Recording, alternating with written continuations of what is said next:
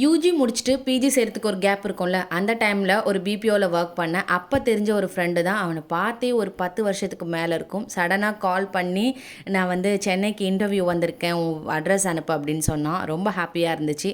But அன்னைக்குன்னு பார்த்து வீட்டில் நான் மதியம் லஞ்சுக்கு சிம்பிளாக கீரை தான் சமைச்சிருந்தேன். ஸோ நைட்டுக்கு டின்னர் எதுவும் இல்லை. அவன் ஒரு ஈவினிங் போல் வந்திருந்தான். அட்லீஸ்ட் ஒரு காஃபியாவது போட்டு கொடுக்கலாமேன்னு சொல்லி சட்டுன்னு கடைக்கு போயிட்டு பால் காஃபி பவுடர்லாம் வாங்கிட்டு வந்துட்டேன். எத்தனை வருஷம் ஆனாலும் நம்ம கூட டெய்லி பேசிகிட்டு இருக்கணும்னு எந்த அவசியமும் இல்லை.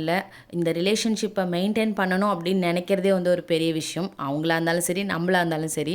ஸோ என்னைக்காவது ஒரு நாள் பார்த்தாலும் அந்த பழைய மெமரிஸ்லாம் பேசிட்டு நான் ரொம்பவே என்ஜாய் பண்ண ஒரு டைம் அது. ரொம்பவே ஷார்ட் பீரியட் தான். பட் இப்போ வரைக்கும் என் மனசில் ரொம்ப ஸ்ட்ராங்காக இருக்குது அந்த ஒர்க் எக்ஸ்பீரியன்ஸ். அவ்வளோ ஜாலியாக இருக்கும். என்னோட ஸ்கூல் யூஜி டைமை விட இந்த ஒரு டைமை தான் நான் ரொம்பவே மிஸ் பண்ணுறேன். ஸ்கூலிங் எல்லாமே கேர்ள்ஸ் ஸ்கூல் தான், கோயட் கிடையாது.